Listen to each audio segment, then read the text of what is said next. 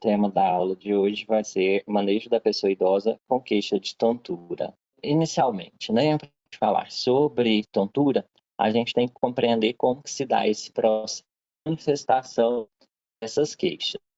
Primeiramente, o equilíbrio, ele é um processo automático, inconsciente, devido a resistir da gravidade se mover no meio ambiente. Esse processo é totalmente automático. Se tem alguma alteração, a gente vai ter o que se chama aí de tontura. Mais para frente a gente vai especificar alguns tipos.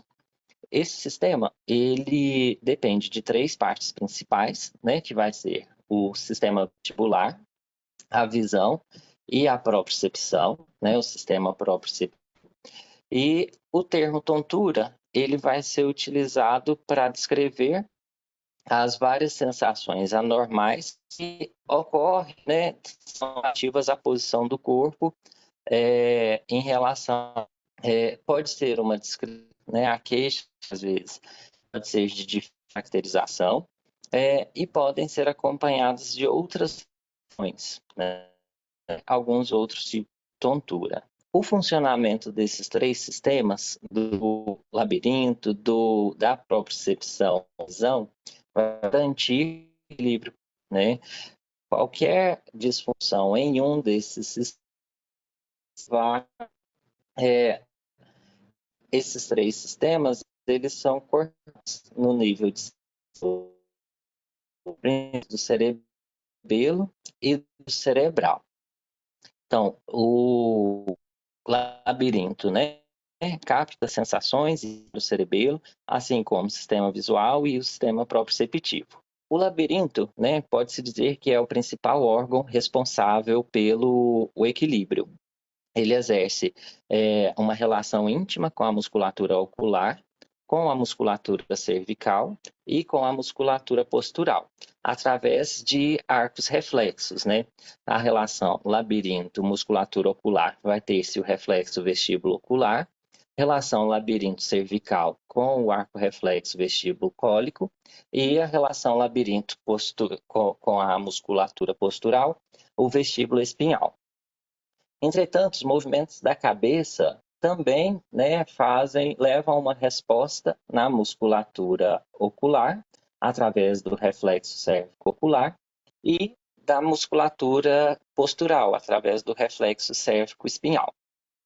E o objetivo desses reflexos, né, é manter uma imagem visual clara que aconteça em qualquer velocidade e em qualquer intensidade de movimento do corpo.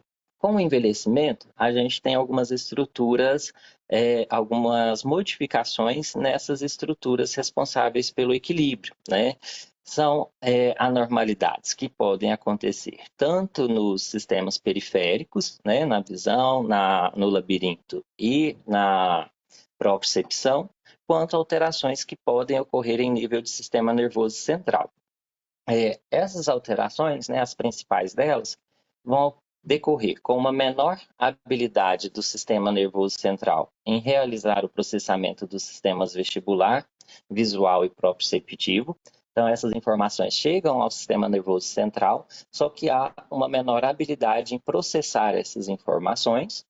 Pode ocorrer um menor suprimento sanguíneo, tanto das estruturas centrais quanto das estruturas periféricas, e isso levar a uma alteração de neurotransmissores nos núcleos vestibulares, e também declínio do reflexo vestíbulo ocular, e isso leva à redução na sensibilidade proprioceptiva periférica, com um aumento da oscilação corporal. Em relação à epidemiologia das queixas de tonturas, são extremamente frequentes, né? Até conversando com o pessoal da farmácia, eles fazem monitoramento e sempre perguntam aos pacientes se eles têm alguma queixa e perguntam especificamente sobre a queixa de tontura. E o resultado que eles, né, me trouxeram assim, da percepção deles é que é uma proporção aí de mais ou menos 50% dos pacientes relatam essa queixa aí durante o monitoramento farmacêutico. Esse estudo, tontura em idosos na comunidade, tentou descrever essa epidemiologia da vertigem, né?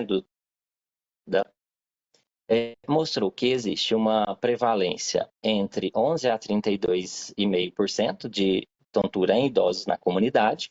E esse outro estudo, que foi feito entre idosos maiores de 65 anos, mostrou uma prevalência em torno de 27% em idosos aos 70 anos e uma prevalência de 54% naqueles acima de 90 anos.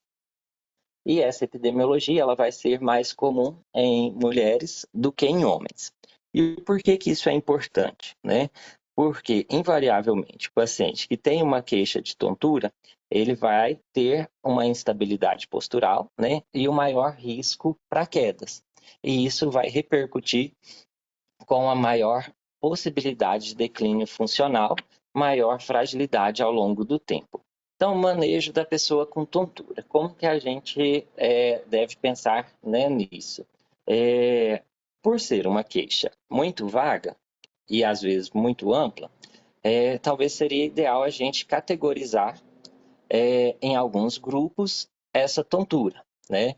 Então, uma forma que eu achei bem mais didática de apresentar seria classificar a tontura em 4 grupos, que seria o grupo das vertigens, que ocorrem em torno de 45 a 50% dos casos de tontura, e a caracterização da vertigem vai ser quando o paciente nos fala sensação giratória.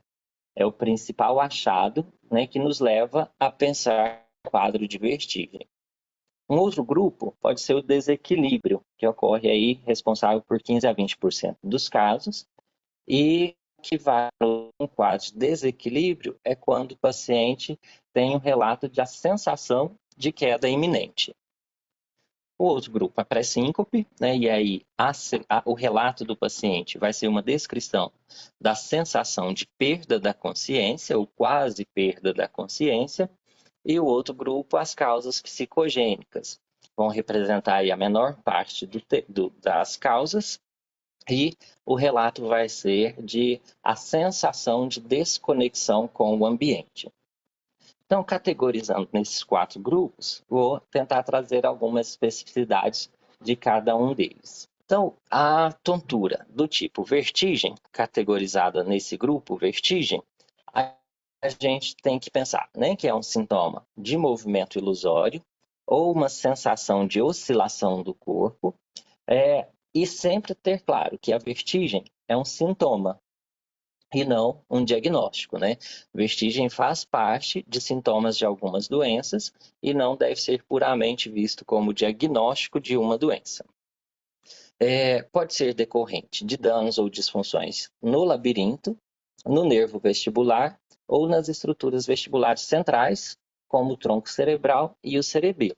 Então, dentro do grupo vertigem, é importante a gente diferenciar se essa vertigem ela é uma vertigem periférica, acometendo aí labirinto e nervo vestibular, ou se é uma vertigem central, onde o acometimento vai ser principalmente no cerebelo e no tronco cerebral.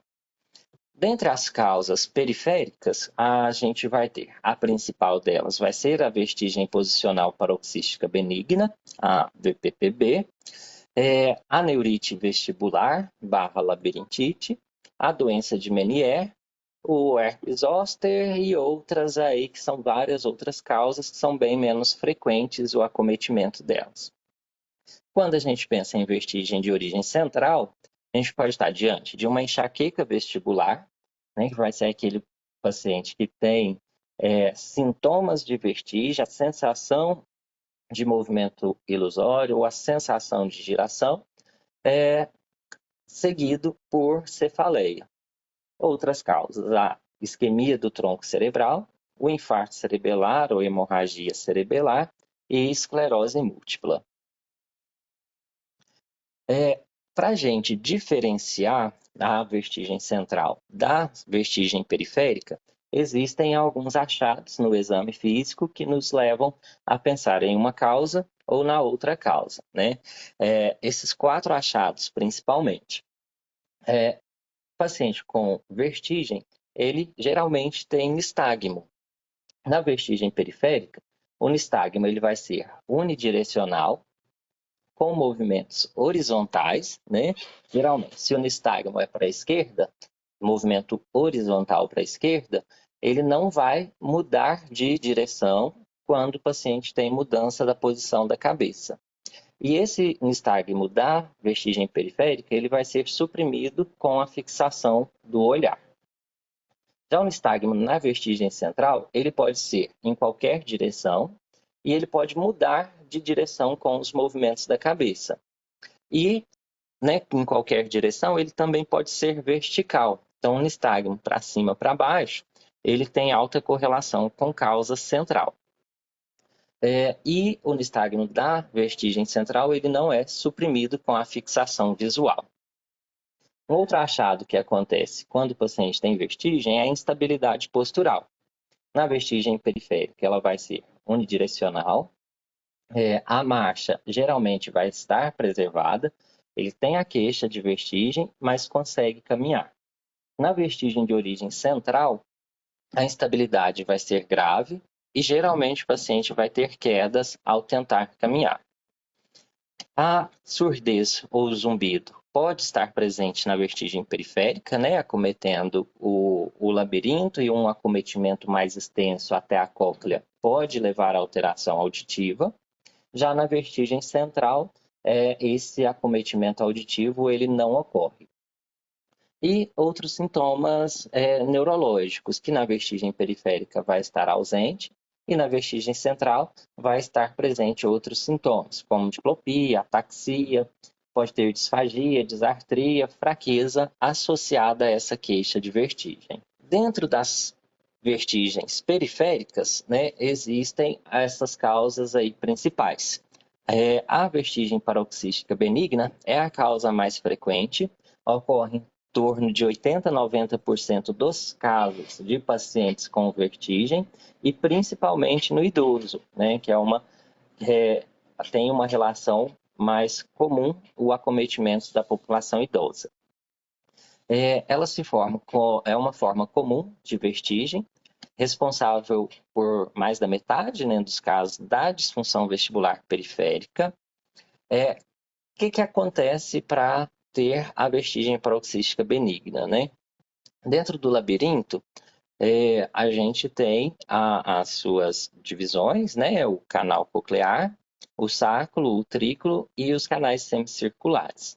Dentro do utrículo, a gente tem essas pequenas estruturas aqui, que são cálculos de carbonato de cálcio, esses pontos vermelhos. Todos nós temos isso aqui dentro do utrículo. Só que em alguns casos, esse cálculo de carbonato de cálcio, ele pode se deslocar e ir parar dentro do canal semicircular. E quando esse cálculo estaciona aqui no canal semicircular, ele vai levar a uma diferença na movimentação da endolinfa que está dentro do canal semicircular. Esse deslocamento inadequado da endolinfa vai gerar uma diferença de informação do labirinto para o sistema nervoso central, e o sistema nervoso central vai identificar isso como uma falsa sensação de rotação. Então, na vertigem paroxística benigna, eu vou ter essa associação do cálculo de carbonato de cálcio, né, migrando para dentro do canal semicircular. O canal semicircular mais acometido vai ser o canal posterior, e os outros canais, eles também podem ser acometidos, mas é bem menos comum essa ocorrência. E aqui, de sintomas, né? Como que o paciente vai se manifestar de repercussão clínica disso? Ele pode ter episódios recorrentes de vertigem. Essas vertigens geralmente são de curta duração, em torno de 30 segundos a 1 minuto. Durante a vertigem pode ter associação com náuseas e vômitos. Não ocorre a perda auditiva, porque o cálculo de carbonato de cálcio ele vai estar aqui no canal semicircular e a cóclea vai estar preservada, então não tem alteração auditiva. não vai ter causas, sintomas neurológicos, né? E durante as provas provocadoras haverá a presença de nistagmo, né? Eu posso provocar essa vertigem, porque é uma vertigem posicional. Então, ela vai ocorrer com os movimentos da cabeça. A relação, né, de nistagmo durante uma prova provocadora, ela tem uma correlação altamente específica com o diagnóstico de vertigem paroxística benigna. E aí, como que eu faço essa prova provocadora, né?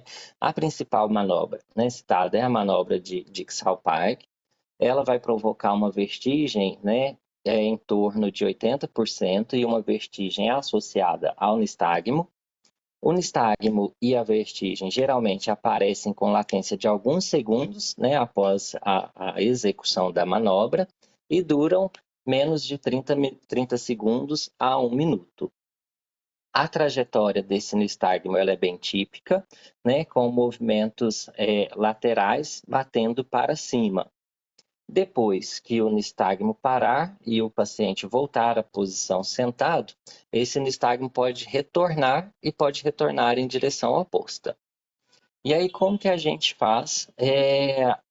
Eu fiz a manobra, identifiquei, a gente já pode fazer o tratamento na mesma manobra, né, ou em sequência. O tratamento da VPPB, ele é puramente clínico, não existe nenhum remédio para tratar a VPPB. Às vezes pode ser utilizado, né, o antiemético para tratar o sintoma de náuseas e vômitos, mas o tratamento da doença em específico é feito pela reposição do cálculo de carbonato de cálcio para dentro do utrículo, retirar esse cálculo do canal semicircular e colocá-lo de volta no utrículo. A principal manobra para isso vai ser a manobra de Eppler, que é realizada para o cálculo de canal posterior. Essas manobras, eu achei mais interessante, além de só falar delas, a gente fazer uma demonstração. E aí tem esse vídeo que eu vou mostrar para vocês. Eu acho que é um vídeo relativamente curto, que dá para a gente ter uma ideia tanto da manobra de Dix-Hallpike quanto da manobra de Eppler. Olá, saudações a todos.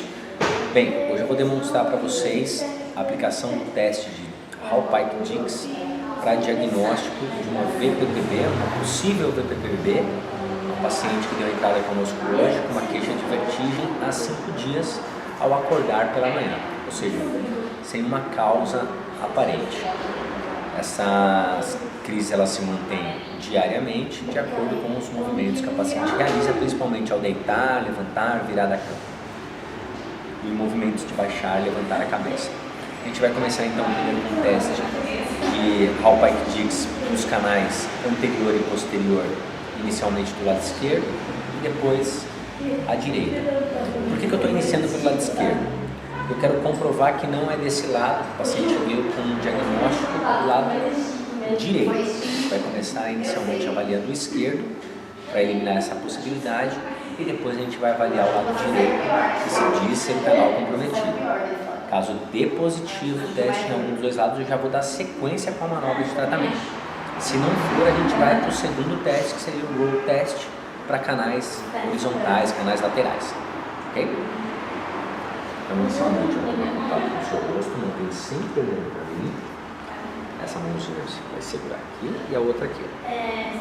Então, lembra, você veio com um diagnóstico de canal comprometimento de canal posterior à direita. Eu vou começar avaliando a esquerda. Esse lado provavelmente ele vai ser negativo. Tá bom? Eu vou contar até 3 e a gente vai descer. Mantém sempre segurando aqui. Se tiver alguma tontura forte, pode apertar firme, mas não fecha seus olhos. Mantém sempre olhando para o meu nariz. Tá? Tudo bem? E pode ficar tranquila que você não cai. Tá? 1, 2, 3. Vem. Ai, dá um pouquinho. Pouquinho não, bastante, ó. Ai. Mantém isso olhando aqui pra mim. Bem forte. Mantém olhando aqui pra mim. É horrível a sensação. Muito.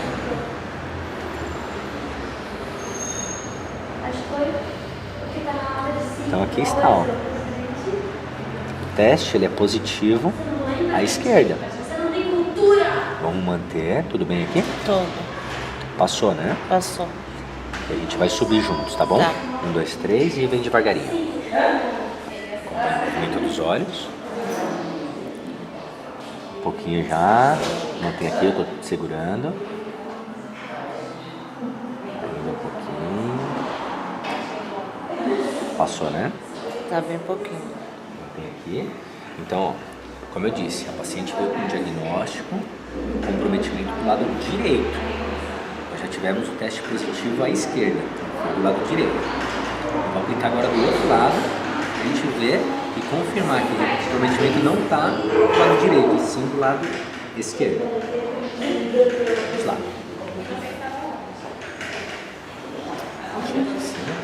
Vem um pouquinho mais para baixo. Aí. Sobe um tiquinho mais, só um tiquinho. Isso. Vou aplicar o mesmo teste para esse lado. Esse lado provavelmente ele vai dar negativo. Tá bom? Mas vou aplicar desse lado para você ter a certeza que você não perguntou se os dois estavam comprometidos, tá? Geralmente, na grande maioria das vezes, raras são as exceções onde tem comprometimento bilateral.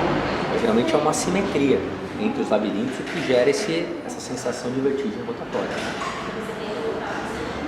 Mesmo teste. 1, 2, 3 e vem.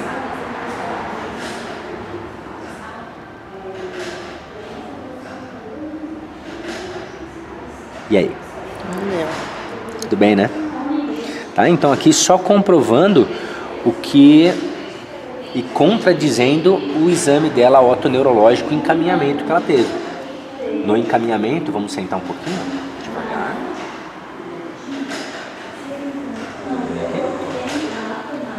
O senhor pega o exame da sua esposa, por favor? Você está entendendo por que eu tenho que avaliar?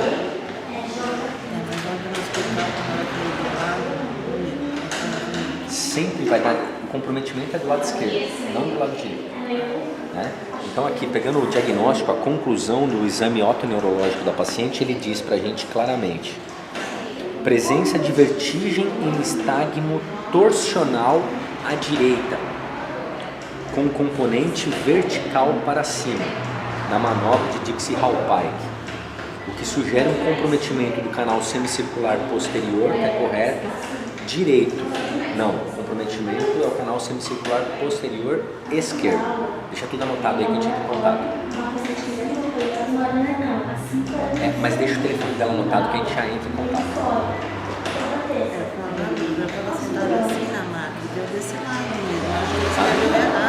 Então assim, a conclusão do teste está equivocada. O comprometimento da paciente é a esquerda e não a direita. Então agora nós vamos entrar com a manobra de Epley. É um leite que ela tem indicação, ou seja, o diagnóstico ali ele só está invertido. Tá? Ele está correto, mas ele está invertido. Vamos aqui de novo. Chega um pouquinho mais para o lado. Deixa eu colocar esse aqui, tá? Vem um pouquinho mais para baixo. Então agora nós vamos um passo a passo na manobra de Epley para te tratar. Então é por isso que, independente de qualquer exame de imagem que vocês tragam, nós temos que avaliar vocês aqui para confirmar esse diagnóstico que você chega.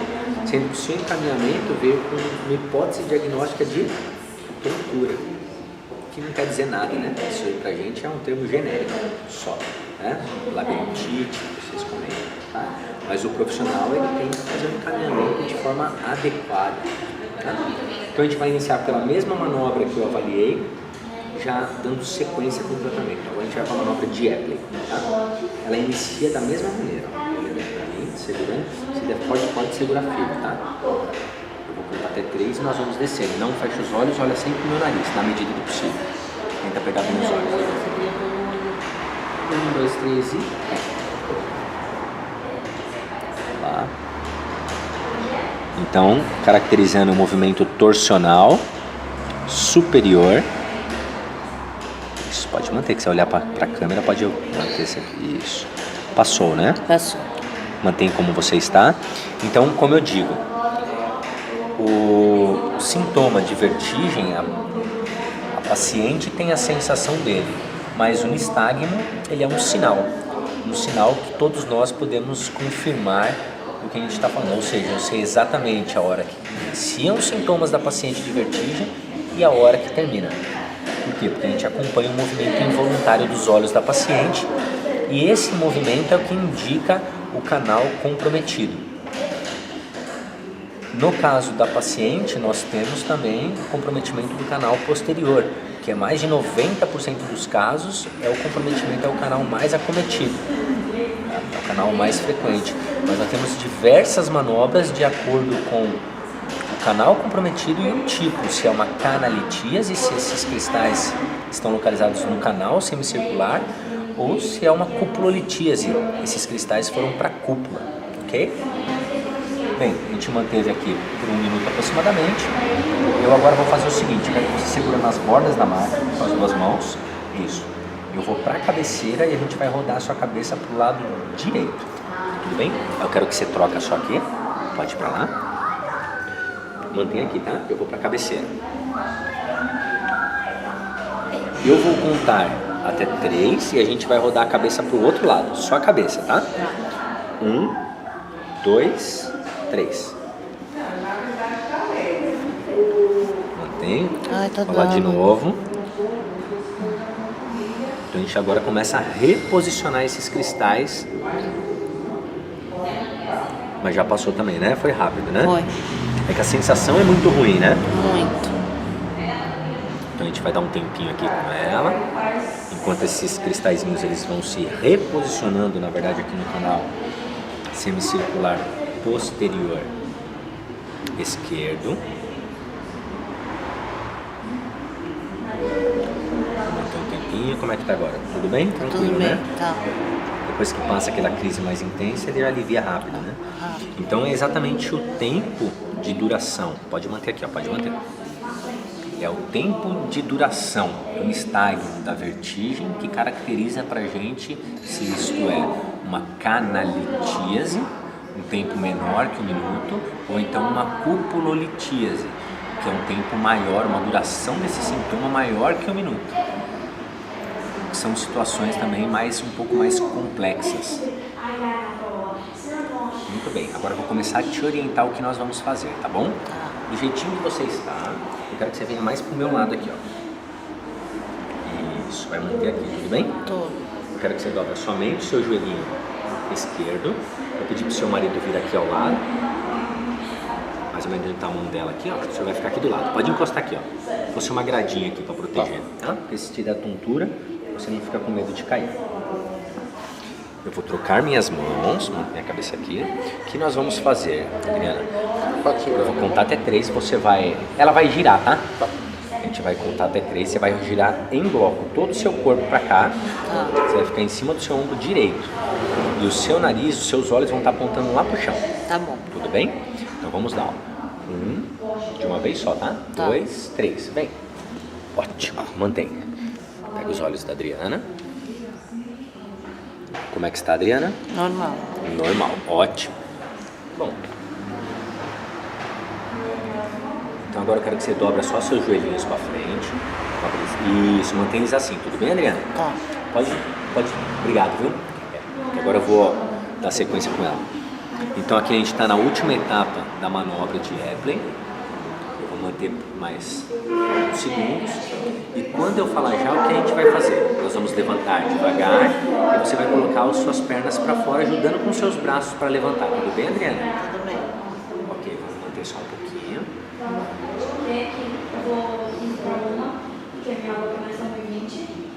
A gente dá tempo desses cristais eles irem se deslocando pelo canal através da endolinfa, levando ele a um reposicionamento. Tá, eu vou contar até 3 e a gente vai se sentar, tá? Ajuda com os braços, colocando as pernas para fora. 1, 2, 3, devagar. Vai lá.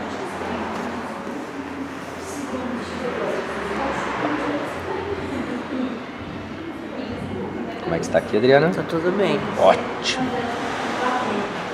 Tudo bem? Tá ótimo. Então é isso. Então o que a gente fez?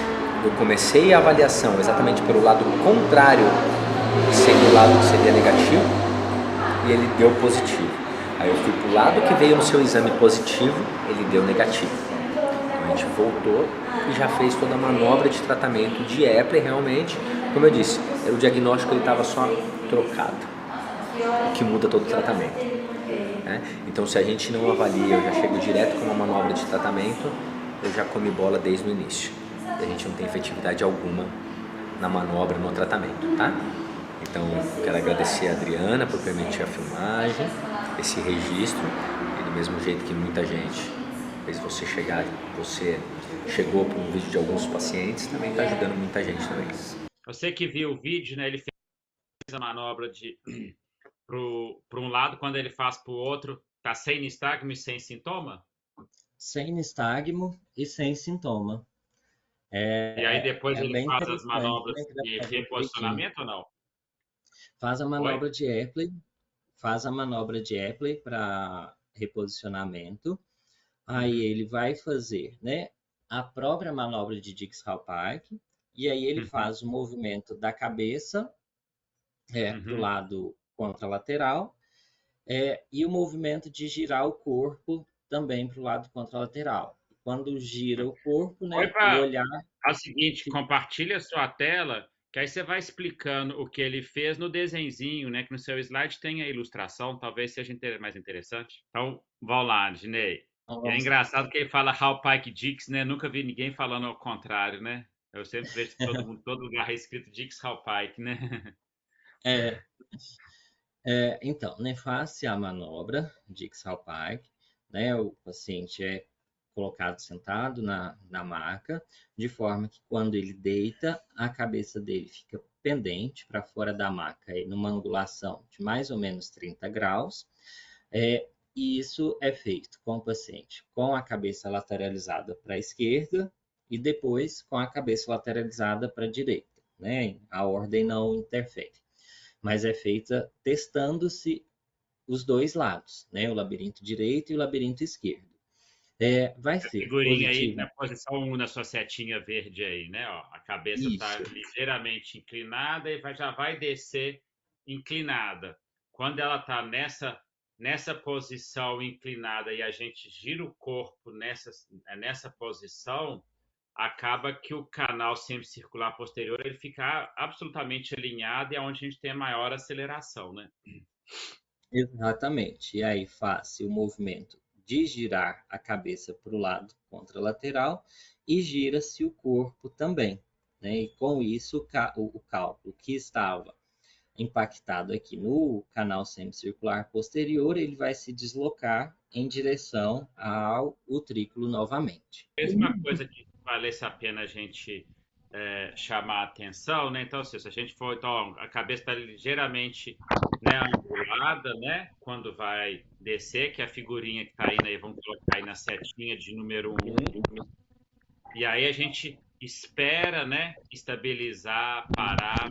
E aí a gente vai, vamos colocar assim, fazendo movimentos em etapa, né? Não é girando de uma vez só, né?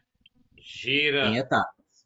né? Então, assim, gira a primeira vez, que é a setinha, né, de 2 para 3, de 3 para 2, né? Então tá girando aí, né, 90 graus, gira, espera um pouquinho, né? Então pode esperar aí 3 segundos, depois gira outra etapa, né? Então setinha que tá indo aí de 3 para 4, né? Então esses são movimentos em etapas, né? Fazendo com que o corpo fique todo, vamos colocar assim, retinho, né? Faz esse movimento. Alinhado para que o cálculo se mova, né, e retorne.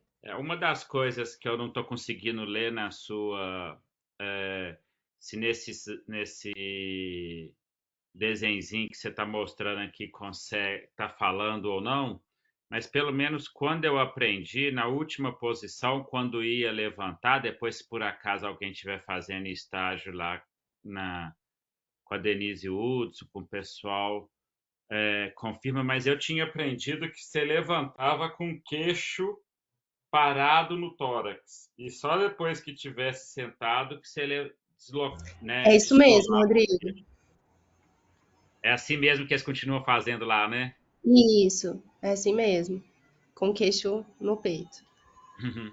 Ah, ótimo. Porque acho que um ponto importante, acho que talvez aqui seja essa, né? Então, dentre vamos colocar assim, as tonteiras ou tonturas, as que estão girando, a gente chama de vertigem, das, das tonteiras crônicas, que crônicos é muito mais comum no paciente idoso, uma das mais prevalentes, se não a mais prevalente, é a VPPB, e aí é importante a gente não só dar reconhecer que possa ser ela, né? Então a duração é muito curta, fazer um teste que é diagnóstico e a gente segue do teste diagnóstico com o tratamento que é a manobra de reposicionamento, né? Então acho que isso é algo importante da gente treinar e perder um pouquinho o medo.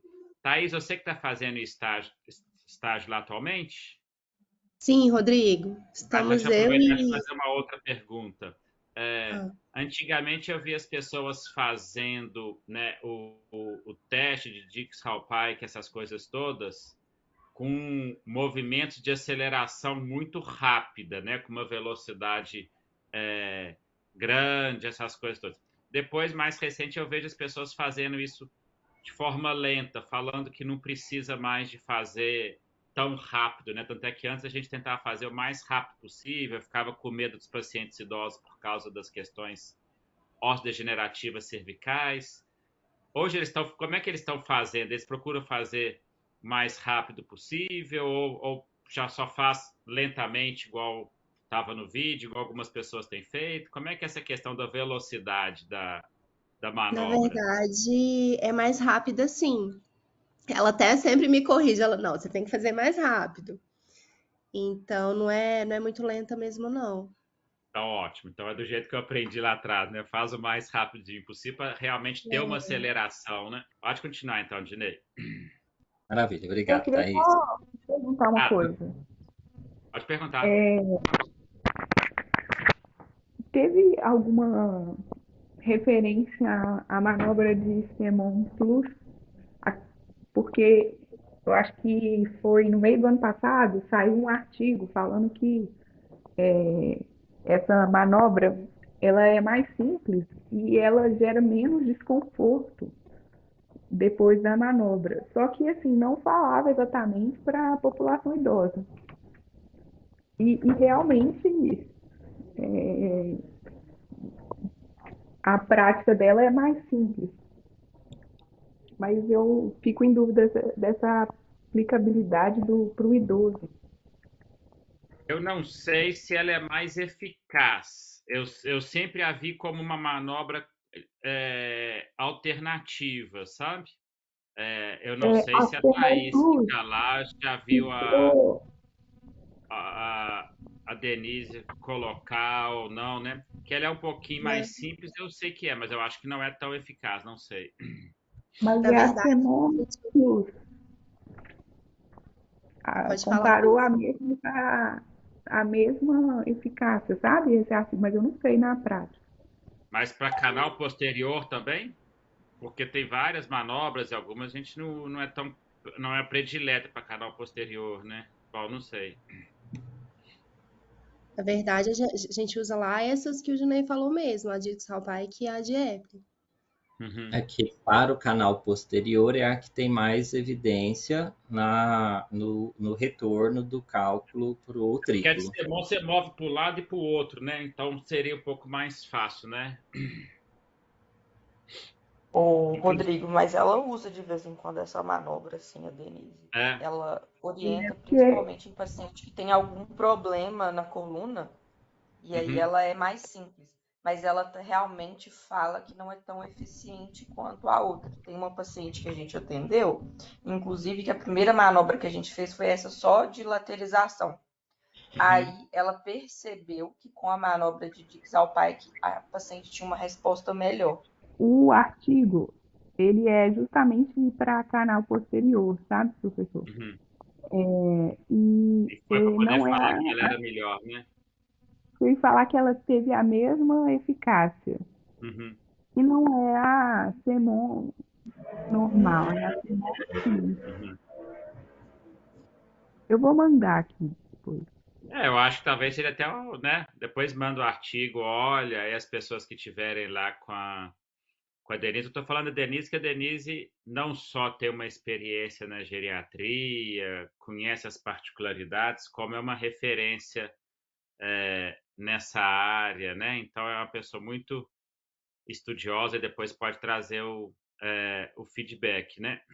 Mas nos livros aparece ela descritas, mas sempre como segundo momento, né? Desse artigo eu não conheço. E realmente também eu não tenho experiência em fazê-la, né? Eu já vi no livro, né? As pessoas jogam para um lado, para o outro. Mas foi legal você trazer esse questionamento. Com certeza tem também vídeos no YouTube com a manobra de Semon, né? Depois as pessoas podem também olhar, né? Para poder aprender uma manobra a mais. Sim, com certeza. Bodney, pode Então, continuar então. pessoal, né, dando sequência. Certo. Tá me ouvindo bem, né? Hoje tá difícil. Mas Não, tá vamos lá. sim, agora tá melhor. Então, perfeito, obrigado.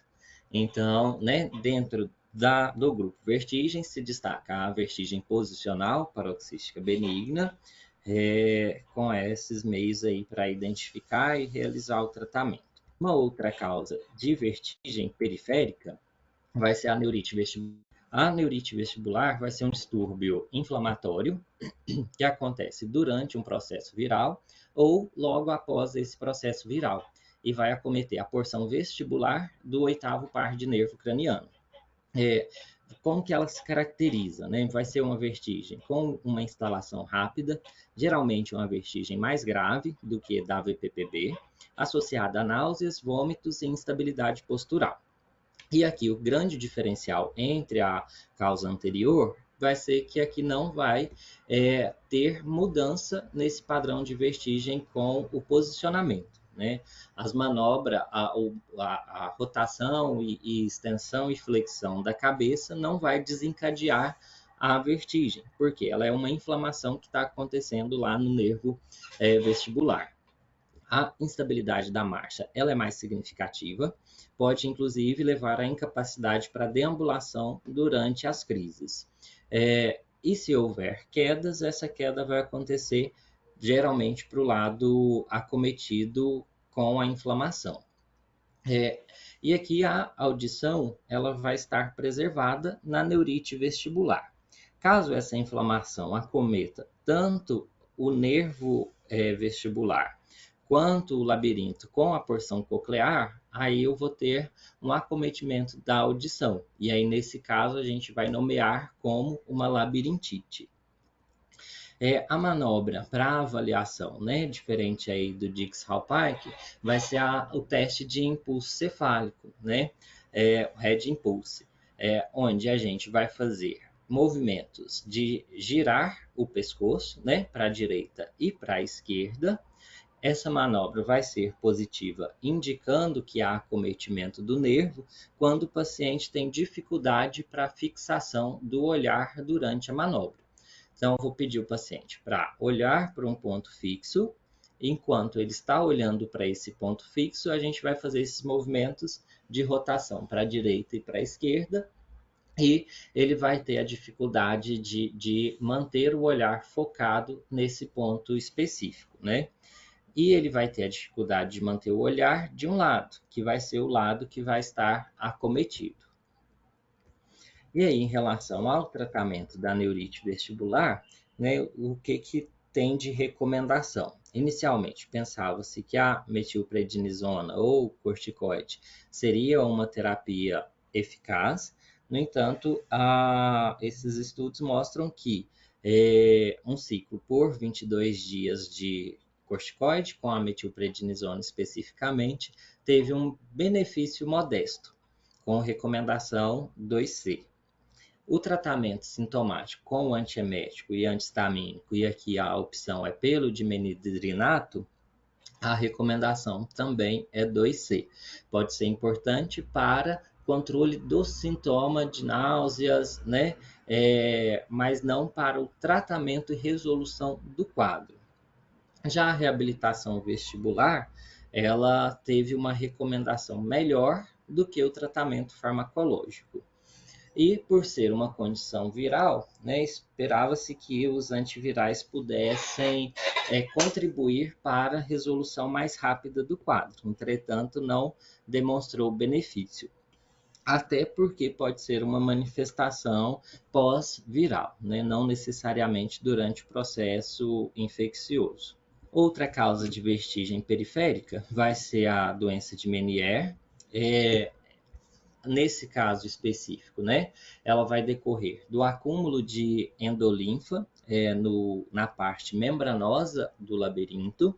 Então, a gente tem o labirinto, né, com todas as suas estruturas, e dentro do labirinto eu vou ter essa porção membranosa, onde vai ter o líquido endolinfático, né, que vai estar circulando aqui dentro. O que acontece na doença de Meniere? É um acúmulo anormal desse líquido, né, formando-se uma hidropsia do labirinto. Então, ele vai ficar, né, com o aumento da endolinfa, gerando uma hipertensão dentro do labirinto.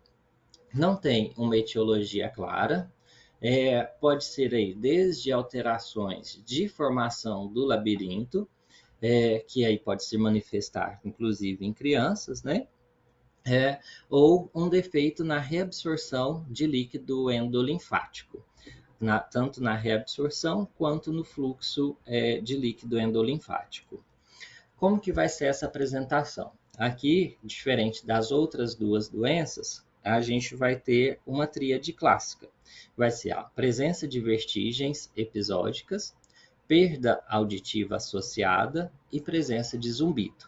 Essa vertigem ela vai ser descrita como um giro rotatório ou um balanço, pode estar associada a náusea e vômitos também, e tem uma persistência um pouco mais prolongada, em torno de 20 minutos, podendo durar aí 24 horas em cada crise. A perda auditiva, ela geralmente vai acontecer de forma progressiva, porque se a gente for olhar aqui, também vai ter o acúmulo de endolinfa dentro da cóclea, né? E essa hipertensão na cóclea vai gerar a perda auditiva, e pode ser uma perda auditiva, inclusive, permanente. Geralmente ocorre aí a perda total da audição em torno de 8 a 10 anos. E a presença de zumbido. Esse zumbido pode ser flutuante ou constante, com tom e intensidades variáveis. Pode ocorrer, inclusive, a manifestação inicial apenas de zumbido, e com o passar do tempo, vir as outras manifestações da tríade. Os critérios diagnósticos, né, para se estabelecer a doença de Meniere vai ser pelo menos 2 episódios espontâneos de vertigem, com uma duração de 20 minutos a 12 horas, pelo menos, em cada um desses episódios. Presença de perda auditiva neurosensorial de baixa a média frequência, documentada na audiometria.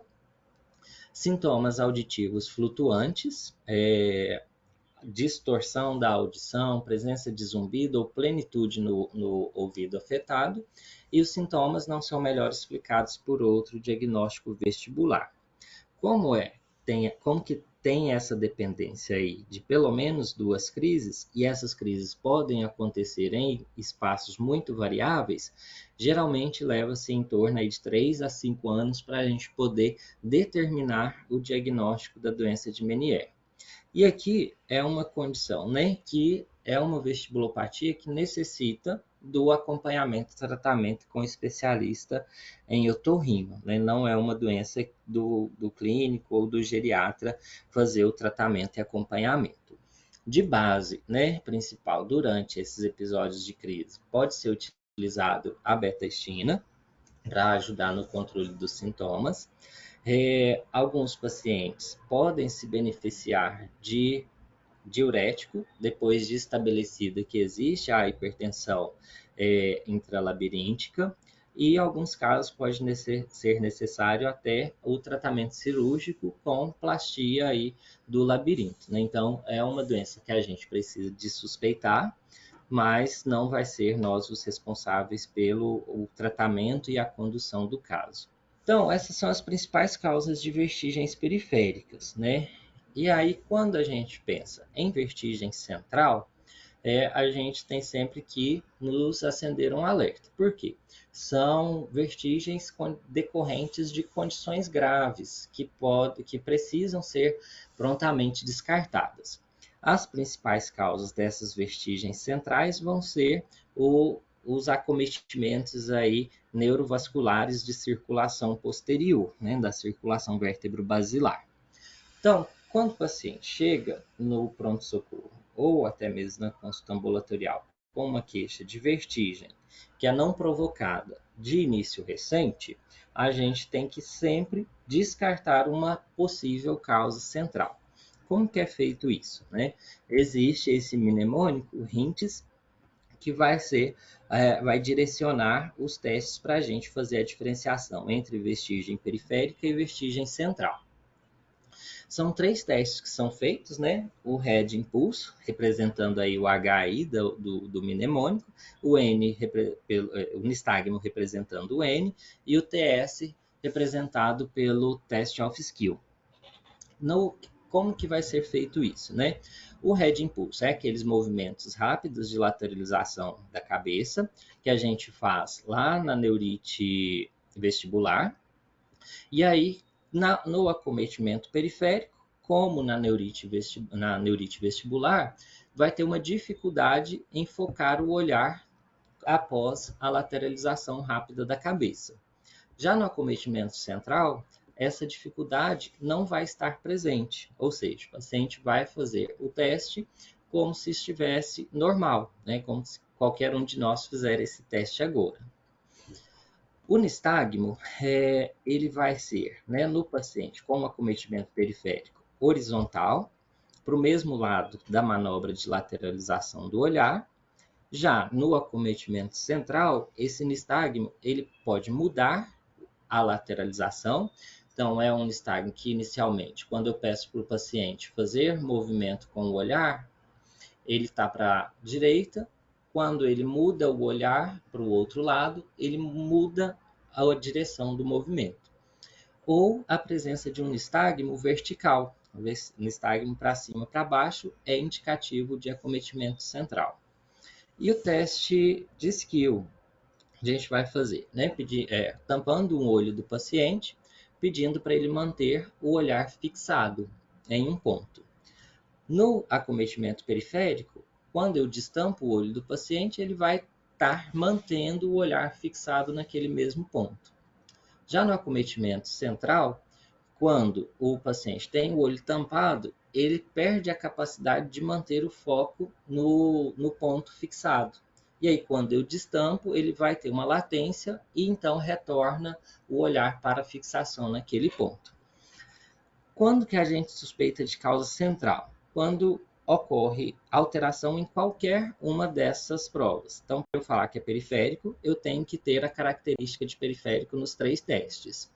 Se um dos testes estiver alterado, eu tenho que conduzir como uma possível vestigem de causa central e aí a investigação, né? Geralmente o paciente vai estar no hospital, vai fazer exames de neuroimagem para poder descartar as principais causas, né? Que são alterações da circulação posterior.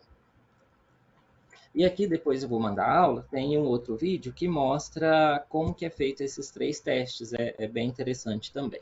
Então, dentro da tontura, a gente viu as causas que são tidas como vertigem, e aí esse outro grupo, as causas tidas como desequilíbrio, né? Que vai ser a sensação, vai ser manifestada com essa percepção de queda iminente, e vai estar relacionada a alterações da marcha e do balanço corporal, ou também com alterações visuais. Aquele idoso que chega para a gente e fala, eu caminho, eu acho que eu vou cair. As etiologias aqui, né, são grandes conhecidas nossas, causas neurológicas, aí um AVC prévio com déficit neurológico focal, com déficit motor, as neuropatias periféricas e as síndromes parkinsonianas, as causas oftalmológicas, né? A perda visual pode dar essa sensação de desequilíbrio, e as causas musculoesqueléticas, né? A sarcopenia, a osteoartrose e amputações, por exemplo. O paciente que amputou o hálux, né? Ele pode ter essa sensação aí de desequilíbrio permanente. e quando ele vai estar lá na consulta do GR, ele pode ter uma dificuldade em dizer que isso é um desequilíbrio, né? A fala inicial dele pode ser que ele está com uma tontura, e aí cabe a gente identificar que essa tontura, na verdade, é um desequilíbrio. E como que a gente vai tratar? Né? Direcionado para a causa, né? Não tem nada específico aqui, nenhuma medicação específica para cada uma dessas, mas sim direcionado para a causa. Se é um parkinsonismo, a abordagem do parkinsonismo, por exemplo. Outro grupo de causas de tontura vai ser a pré-síncope, né? E a pré-síncope ela vai se manifestar com uma sensação da perda da consciência, e pode ser decorrente também de diversos sistemas acometidos, né? As causas cardíacas, aí entram as arritmias, estenose aórtica, e a principal delas, a hipotensão ortostática. As causas neurológicas, a hipersensibilidade do seio carotídeo, aumento do tônus vagal, e as causas endócrino-metabólicas, né, que às vezes são um pouco esquecidas, principalmente aí quando a gente fala de disfunção tireoidiana, pode ser uma causa importante de tontura do tipo pré-síncope. Só sobre a hipotensão ortostática, né? Não custa relembrar que existem diversos mecanismos envolvidos no idoso que podem levar a esse sintoma aí de hipotensão ortostática. O principal deles é o uso de diversos medicamentos que podem bloquear uma resposta simpática e o uso de medicações hipotensoras, o desequilíbrio funcional dos sistemas simpático e parasimpático, uma menor sensibilidade de reflexos de baroreceptores, menor capacidade de autocontrole do fluxo sanguíneo cerebral, né? E aí quando o paciente tem a mudança de posição, isso pode ficar mais evidente, levando ao sintoma de pré-síncope, e maior sensibilidade a distúrbios eletrolíticos, bem como a menor eficiência da bomba muscular para o retorno venoso. Mais importante de tudo isso aqui é que todo paciente idoso precisa de ter essa pesquisa de hipotensão ortostática de forma ativa, né, e da forma correta. Às vezes as pessoas fazem, mede a pressão do paciente com ele sentado e com ele em pé. Está sendo feito de forma inadequada, precisa ser inicialmente com o paciente deitado, né, com um repouso aí de 2 a 3 minutos, de 3 a 5 minutos com ele deitado, faça a medida da pressão em decúbito dorsal, com o paciente sentado após 1 minuto e depois com o paciente em pé. E o diagnóstico vai ser uma redução de pressão arterial de 20 milímetros de mercúrio ou mais na pressão arterial sistólica ou de 10 milímetros ou mais na pressão arterial diastólica. E o outro grupo, né, por fim, dentro daquelas 4 classes que a gente categorizou inicialmente, as causas psicogênicas, né? Uma tontura de causa psicogênica, ela precisa ser um diagnóstico de exclusão. Eu preciso de descartar todas aquelas outras causas, porque as outras causas, né, podem ter tratamento específico. Já a causa psicogênica vai ser o tratamento da manifestação psiquiátrica mesmo. A expressão dela é uma queixa de vertigem crônica ou uma tontura não rotatória, podendo apresentar crises de longa duração e podem ser descritas pelo paciente com uma sensação de cabeça oca, né? Ou seja, eu estou tonto e tenho a cabeça oca. Pode ser um indício de uma causa psicogênica. Dentre as causas psicogênicas, a própria vertigem psicogênica é a mais comum, vai se manifestar com uma tontura associada à sensação de sufocamento, sensação de parestesia nas extremidades e parestesia na região peitoral. Geralmente vai ser uma crise aí com duração de 15 a 30 minutos, não apresenta sintomas auditivos associados, e aqui o tratamento vai ser, né, principalmente a psicoterapia, para o paciente saber e compreender, lidar naquele momento, e também identificar gatilhos para essas crises de sensação de tontura. E o próprio tratamento direcionado para a doença psiquiátrica em questão. Bem, então seria isso aí que eu preparei para a gente discutir, né? É um tema bastante amplo, e acho que um ponto inicial seria mesmo categorizar a tontura e dentro dessa categorização a gente tentar direcionar para causas de acordo com o relato do paciente. Só em relação de curiosidade, né? Existe uma comemoração da Academia Brasileira de Otoneurologia, que é a Semana da Tontura. Inclusive, é a semana que vem. E aí, vi que tem alguns lugares que tem alguns eventos mesmo, né? Aqui em BH, apenas o Hospital Madre Teresa vai fazer essa divulgação da tontura e vai falar um pouco sobre tontura nas redes sociais da própria instituição. Não é nenhum congresso, né? É mais assim, uma comemoração para relembrar dessa característica que pode acontecer aí com o envelhecimento. E as referências e os vídeos eu vou enviar para vocês também. Ótimo, Ginei. Acho que foi, né? Acho que foi muito bom. Acho que primeiro, não só como você colocou no início, né? Inclusive chamando a atenção aí dessa, vamos colocar assim, dessa pesquisa informal com o pessoal da farmácia, né? Perguntando qual que era a prevalência de queixa, essas coisas todas. Então, acho que talvez o primeiro aspecto importante para nós é isso, né? A queixa por si só ela é absolutamente muito frequente.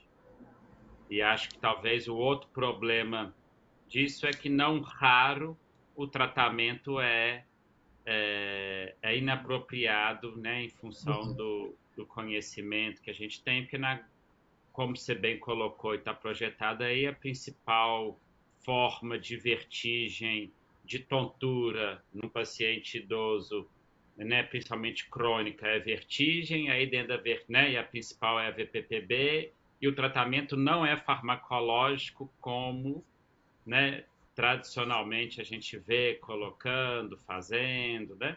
Eu acho que talvez esse seja um ponto. Apesar do tratamento não ser farmacológico, né, e a gente saber que algumas situações, né, algumas vezes pode-se lançar mão de algum tratamento, né? Acho que talvez ficar atento para a gente separar também os casos agudos, né? Que na realidade são mais raros, né? Mas os casos agudos que chegam no pronto-socorro, igual você colocou, com neurite, essas coisas, o tratamento muitas vezes é farmacológico mesmo. Agora, dentro do que é mais comum do paciente idoso, que é a VPPB, mesmo a gente fazendo a manobra de reposicionamento, eu acho que uma coisa que não pode esquecer são, vamos colocar assim, das condições crônicas de saúde que favorece o paciente ter VPPB, né, que muitas vezes as pessoas desconhecem ou esquecem, né? Então, um paciente com condições crônicas descontroladas, por exemplo, diabetes, hipertensão, tem muito mais chance daqueles otolitos saírem. Pacientes com algumas deficiências nutricionais têm muito mais chances de ter VPPB. Então, acho que esse é um ponto que a gente também não pode esquecer, né? Do que poderia favorecer o nosso paciente ter VPPB. E um outro ponto que eu gostaria de acrescentar, e aí eu até gostaria de ver a opinião de vocês que estão passando lá né, fazendo o estágio lá com o pessoal da Otoneuro, e aí está vendo as coisas mais atualizadas em relação a isso.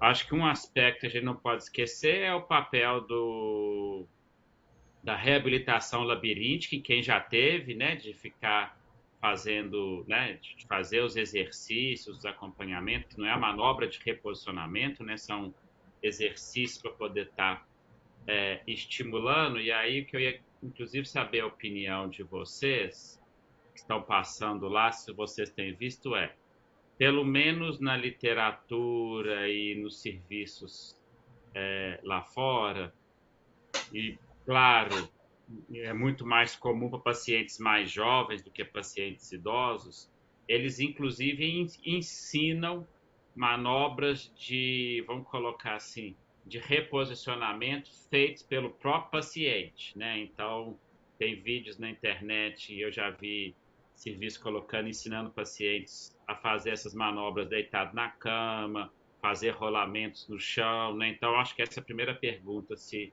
por acaso vocês já viram o serviço daqui recomendando isso ou não. E a outra coisa é se vocês já viram os serviços recomendando que os pacientes façam alguns exercícios de reabilitação labiríntica em casa sozinho. Eu sei que tem uns trabalhos antigos falando que a eficácia para sozinho é muito mais baixa do que quando feito por um profissional, mas acontece que se já é difícil a gente ter profissional de fisioterapia para todo mundo, para poder fazer fisioterapia motora, né? Ter fono ou algum físico que mexe com reabilitação labiríntica também. Para esses pacientes, eu acho que é muito mais raro ainda. O que é que vocês têm visto lá com o pessoal da otorrina? Eles têm feito, vamos colocar assim, investido um pouquinho nessa questão do paciente ter um papel mais ativo ou não? Oi, Rodrigo. Na verdade, essa parte para fazer sozinho, não. Uhum. A gente não chega a recomendar, não. Mas assim, eu Nem acho que de para fazer evitar. reposicionamento se tiver uma crise fora, nem de exercícios de reposicionamento, né? Para nenhuma das duas Na verdade, situações. uma orientação que ela sempre dá é tipo assim, no momento da vertigem e fixar o olhar em um ponto. Uhum. Essa é uma informação que é bem frisada lá. Mas com relação a fazer exercício sozinho, não. Mas ilustrando um pouco a aula do Dinei, né? Na verdade, teve uma paciente que a gente atendeu, no primeiro atendimento dela eu não estava presente, mas que foi feita uma abordagem assim de desprescrição, de orientação alimentar, de tratamento de osteoporose. E Uhum. somado às manobras, e teve uma melhora assim absurda. A paciente Uhum. melhorou demais. Ela tem 85 anos. A Mira, você até me ajuda, que nesse primeiro atendimento eu não estava. Mas chegou com muita vertigem, com uma alteração importante de equilíbrio. Ela precisava andar apoiando no marido mesmo, sabe?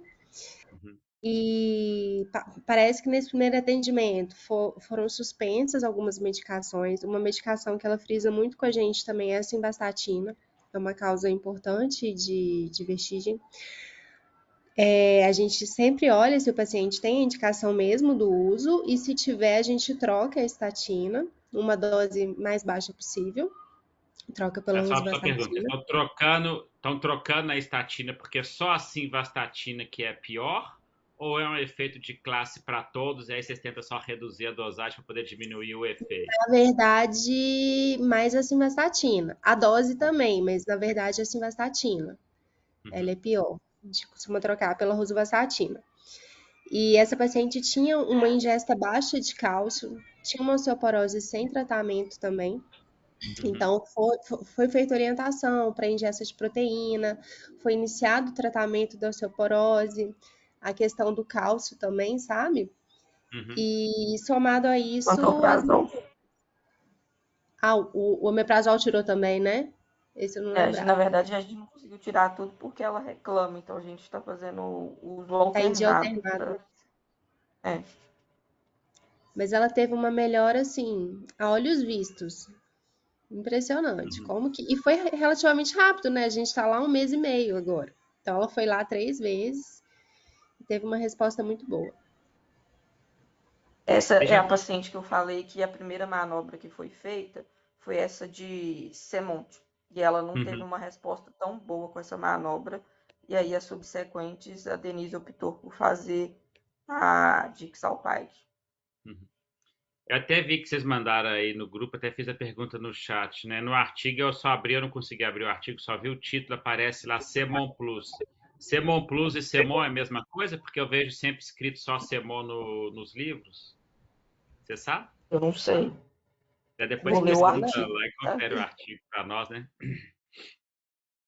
Porque se tiver igual o Não, artigo que professor, é diferente. Ah, tá. Então é uma manobra de semô modificada, né? Por isso do plus, né? É, Então essa Semon Plus eu nem conheço. Um outro aspecto que eu acho que talvez valha a pena a gente ficar atento, Dinei, eu sei que eu gostei muito do HINTS que você colocou lá, né? HINTS é dica e né, e ficou o método mnemônimo, mas eu acho que algo que eu acho muito difícil, que eu acho que aqui é importante, que é bem semiológico, né? Se você quiser talvez abrir lá naquele primeiro esqueminha que você colocou, quando você coloca vertigem, pré-síncope, desequilíbrio e outras, né? Que algumas vezes eu vejo também descrito como uma sensação de atordoamento, cabeça leve, né? Eu acho que talvez a dificuldade acho que começa por aqui, né? Quando é uma vertigem típica, que você pergunta para o paciente se as coisas estão girando ao redor dele, eu acho que aí é mais fácil de semiologicamente a gente ter certeza de vertigem. Se a vertigem já é subjetiva, ela não é um quadro típico das coisas está rodando, mas é a sensação de que você está girando, já começa a ficar difícil, né? E essa sensação, essa dificuldade do paciente falar assim, ah, mas como que é a sua tontura? Ah, tontura é tontura, doutor. É de ficar tonto, né? Então, eu acho que, pelo menos, eu gasto um tempo e acho difícil os pacientes, né, mesmo mais jovens, mesmo na graduação, né, com os alunos, os pacientes separarem qual que é o sentimento que eles têm de tontura, mas a gente precisa que eles falem qual que é o sentimento, né, para poder a gente separar nessas causas que estão aí, né? Se é vertigem, se é desequilíbrio, se é pré-síncope, síncope, ou se causas psicogênicas, cabeça leve, atordoamento e assim por diante. Então, acho que talvez aqui é uma coisa que precisa de tentar instigar bem os pacientes. A outra coisa que eu acho que talvez valha a pena a gente ter uma clareza, e aí se quiser ir lá no slide da VPPB, a vertigem, a sensação de que as coisas estão girando, até pela própria característica, até pela própria latência, a duração da vertigem ela é muito fugaz. Nós estamos falando de uma coisa de pouco, Segundos. né? De segundos. Mas o paciente pode ficar com além de ter a vertigem das coisas girando, a cabeça pode ficar meio leve, né? Então, assim, ele não tem só o sentimento de que as coisas estão girando. Pelo menos isso que eu vejo. Mas o girar, o tempo que está girando, eu acho que é uma coisa semiologicamente importante para nós, né? Talvez seja meu viés de professor de semiologia, né? Então, se você for lá, por exemplo, na vertigem, então nós estamos falando que VPPB é segundos, aí vai lá no seu slide de central, que está lá mostrando que central está lá 20 minutos, né? Então, tem durações completamente distintas, né? Então, uma coisa que gira alguns segundos é um diagnóstico, que dura minutos é outro diagnóstico, que dura horas ou dias é outro, né? É outro diagnóstico, né? Então, acho que esse é um ponto, outro ponto importante, né, Dinei? O principal aí na VPPB também, além dessa rápida duração, é que tem o desencadeante. É o movimento com a cabeça, né? É um movimento, né, de anteriorização, extensão e flexão, ou até o de lateralização. Nessas outras causas aí, tanto periféricas quanto centrais, o movimento não vai causar aquela sensação de vertigem rápida, né? Então, acho que é um ponto importante para diferenciar também. Apesar de que, assim, apesar esse movimento seu desencadeante, né? Nos pacientes centrais, por exemplo, a gente vê que o paciente, não, estou levantando e fiquei tonto, né? Sim, Lógico que o sim, entendi. levantar e a vista escurecer e ter sensação de que vai desmaiar, desequilíbrio, não está falando para VPPB, né? Tá falando mais para causas vasculares, né? Mas eu acho que é para poder ficar atento, né? E os movimentos muitas vezes são coisas em pé, né? Então, assim, vários pacientes eu vejo falando que na hora que ele vai tomar banho, por exemplo, abre a torneira, olha para cima, né? Para ver se a Exato. água está saindo, roda, né? Então, acho que esse é né? Eu acho que é um outro aspecto, é, né, importante para a gente poder chamar a atenção. E algo que foi, assim, para mim muito emblemático, né? Emblemático porque eu acompanhei né, o caso todo, né? Por exemplo, foi o que aconteceu uma vez com meu pai. Você pode ter mais de uma causa junto, né? Então ele teve, né? Ele tinha um quadro, né? De uma tonteira que começou, que era algo que ele não tinha, né? Tinha sintomas que sugeria muito VPPB, essas coisas todas, né? E foi interessante que ele foi, inclusive, consultar com a Denise, e a Denise olhou, falou que era VPPB, fez as manobras e depois falou assim, olha, da VPPB acabou, mas ele ainda Uhum. está com alguns sintomas, né?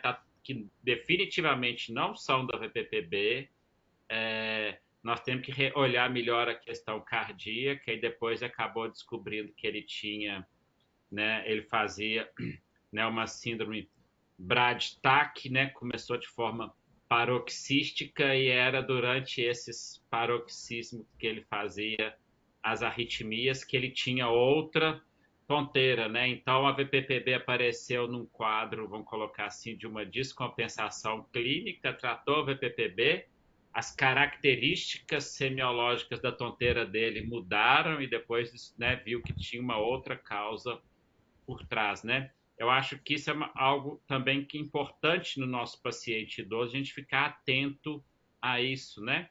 E como as meninas bem lembraram aí, né, não só dos medicamentos, osteoporose, outras condições clínicas que favorecem, né? Então pode ter um somatório, né? Então a gente também não pode ficar não, é VPPB, não tem que fazer nada, é VPPB, insistindo em VPPB, esquecendo que pode ter coisas juntas, né? Principalmente no idoso, né? O idoso com a arritmia que o cálculo lá solta e vai para o labirinto. Então, assim, É, pode acontecer. né? Então, e é fácil, até mais fácil a gente imaginar, né? Que de vez em quando É, faz algumas isquemias, favorece a formação dos otolitos, né? O isquemias que eu falo assim, bem coisas bem discretas, né? uhum, E o ouvido é muito sensível a essas concentrações de oxigênio, os fluxos é. sanguíneos, né? Por isso essa sensibilidade, né? A principal causa de deslocamento é por alterações de fluxo sanguíneo mesmo, né? Que mais comum com o envelhecimento. E a questão de cálcio, né? De ingestão de cálcio e até da própria osteoporose mesmo. Eu acho que é legal porque apesar de ter vamos colocar assim, de ter um especialista, né, um médico que vai aprofundar nesse conhecimento, a vulnerabilidade é bem geriátrica, né? Então a gente para Sim, poder falar assim, para tratar bem a vertigem, tem que tratar bem o paciente como um todo, porque aí evita dele ter recorrências da VPPB. Mais alguma pergunta, gente? Algum comentário? Só uma perguntinha. Acredito que quase todas as pessoas que estão atendendo geriatria, em algum momento já deparou com um paciente no consultório queixando de tonteira, que eventualmente era uma vertigem, ou pelo menos que suspeitou que talvez pudesse ser uma VPPB.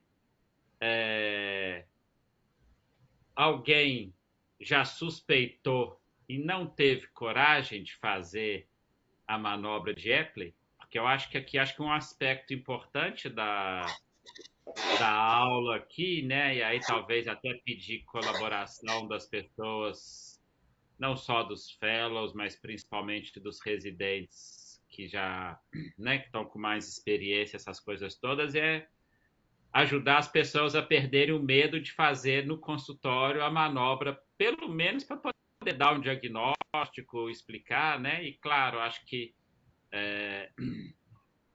a manobra de reposicionamento, pelo menos tentar fazer alguma vez. E aí, inclusive, me lembrou uma outra coisa que eu queria fazer para vocês que estão passando aí. Quais são as recomendações que o pessoal da otorrino tem dado para o paciente pós-manobra?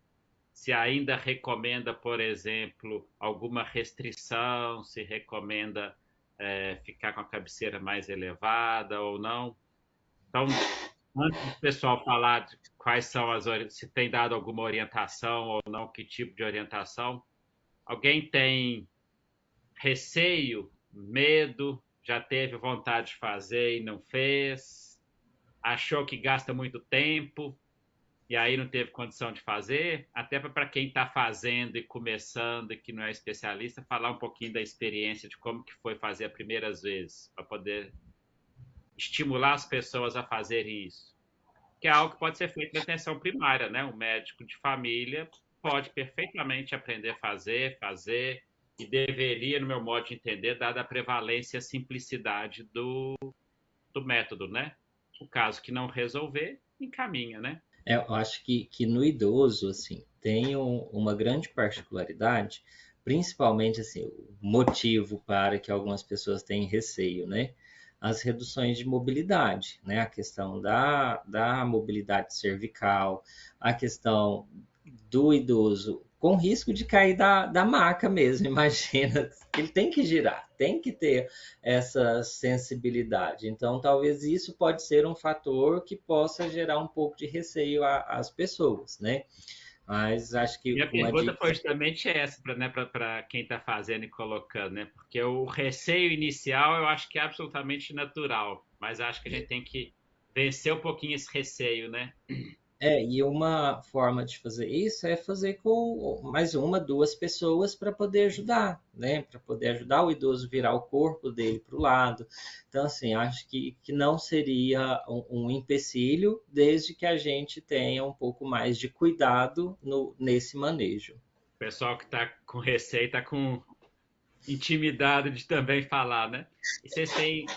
O que o pessoal lá do Otorrino, a Denise, as pessoas têm recomendado pós-manobra para o paciente quando ele vai para casa? Tem feito alguma recomendação ou nenhuma?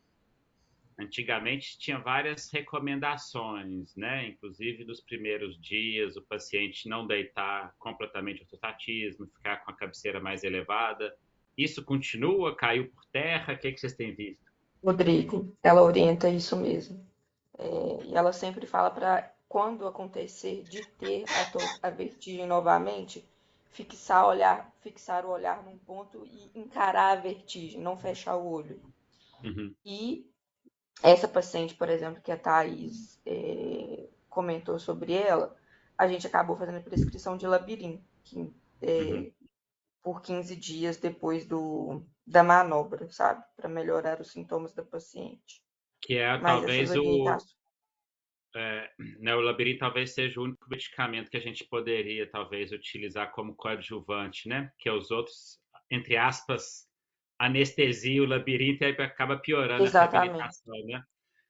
Então ela continua recomendando que pós-manobra o paciente vai para casa, dorme as 2 primeiras noites com cabeceira mais elevada, essas coisas. Evite uma movimentação excessiva da cabeça e sempre fixe o olhar quando vier Uhum. a vertigem.